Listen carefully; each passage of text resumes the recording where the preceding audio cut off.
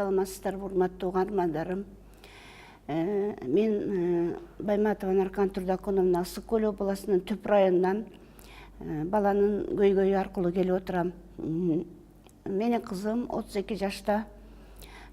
Азыр ушу тапта гемодиализ аппараты менен жашайт. Буга чейин бул кыздын бул акыбалга келип калганы төрөттөн болуп калган. Азыр баласы 6 жашта. Төрөттөн 6 ай көзү көрбөй калып, 6 айдан кийин көзү калыбына келген. Бирок 3 жылдан кийин 2 бөйрөк отказ бергени билинип отурат. Канча лечение кылдырдык, дарылаттык, болбоду. Акыры гемодиализ аппаратына түшүп калдык. 1-2 жыл болду. Буга чейин биз платный аппаратта жаттык. Ар бир диализ 15 миңден 5-7 миңге чейин туруп атты. Ага да чыдадык. Баланын өмүрүн сактап калыш үчүн бардык аракетимди кылдым. Калайык калктан суранар элем.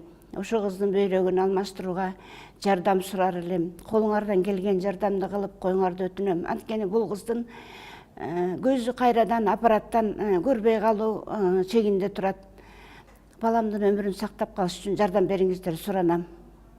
0707 44 07 06. Мен өзүмдүн 5 балам бар. Эң улуу кызым болуп атат. Давлениясы көтөрүлүп, төрөй турган райондон центрга, Ысык Көл областынын Каракол шаарына экстренно алып барышкан. Ал жерден гемодиализ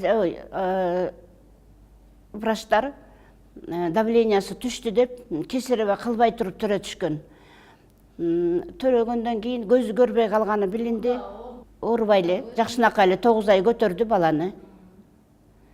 Эгер кесарево кылса мындай болмок эмес деп ойлойм да.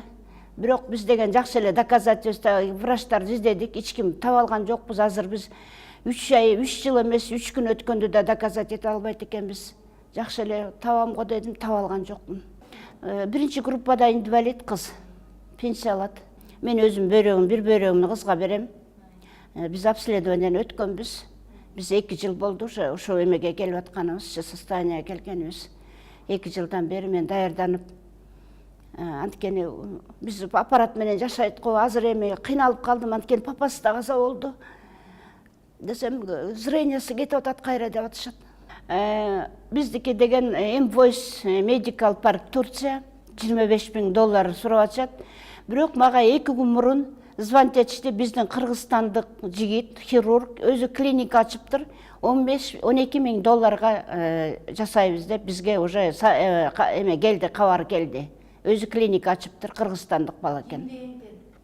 Бул эмеден национальный больницадан айттырышты мага телефон менен, данныйын да биле элекмин.